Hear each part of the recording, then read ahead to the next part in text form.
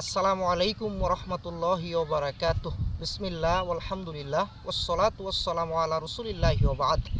প্রিয় মুসলিম ভাই এবং বোনেরা, আপনারা যেখান থেকে আমার এই বক্তব্য দেখতে পাচ্ছেন, আপনাদেরকে আন্তরিক শুভেচ্ছা জানিয়ে আমার সংক্ষিপ্ত আকারে একটি বক্তব্য আমি আপনাদের কাছে শেয়ার করে দিচ্ছি। সেটি হচ্ছে, এই যে আপনারা আমার পিছনে ধান ক্ষেত দেখতে পাচ্ছেন, এই ধান ক্ষেতের কিন্তু একটা জাকাত রয়েছে। আমরা অধিকাংশ মুসলিম এটা জেনেও এটাতে একটা ফরজ জাকাতের যেই দানের যেই জাকাতটা, এটাকে হাদিসের ভাষায় বলা হয়েছে ওসর। আর এই ওসরটা বর্তমানে অধিকাংশ মুসলিম জানে না, আর যারা জানে এরা জানার পরও এটা আমল করতে চায় না। আল্লাহ রাব্বুল আলামিন সূরা আনআমের মধ্যে বলেছেন, ওয়াতু হাক্কাহু ইয়াউমা হাসাদিহি, যেদিন ফসল কাটবে, অর্থাৎ যেদিন আপনারা ধান কাটবেন, ধান কাটার দিনেই আল্লাহ রাব্বুল আলামিন বলেছেন ওসরটা আদায় করে দাও। ওসরটা কি? সহিহ বুখারী, মুসলিম, বিভিন্ন সহিহ হাদিসের মধ্যে আসছে যে আল্লাহর নবী বলছে, যদি আকাশের বৃষ্টির পানি দিয়ে হয় তাহলে 10 ভাগের 1 ভাগ, অর্থাৎ 10 মণ যদি দান হয় তাহলে 1 মণ আল্লাহর রাস্তায় দিয়ে দিতে হবে।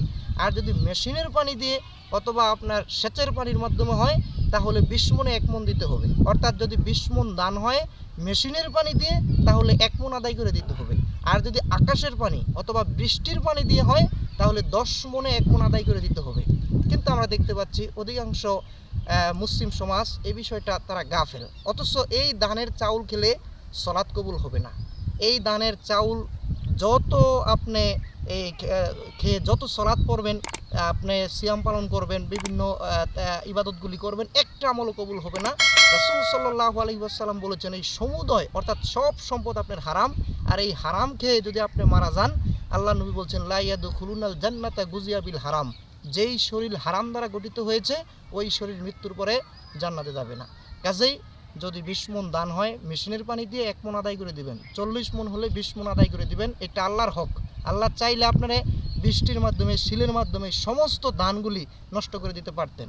আল্লাহ চাইলে আপনাকে বিভিন্ন অনাবৃষ্টি দিয়ে, বৃষ্টি না দিয়ে 1 মণও দান আপনাকে আল্লাহ চাইলে না দিতে পারতেন। কিন্তু এই বিষের মাধ্যমে এটা রিজিক আল্লাহ আপনাকে দিচ্ছেন, এটা একটা পরীক্ষা।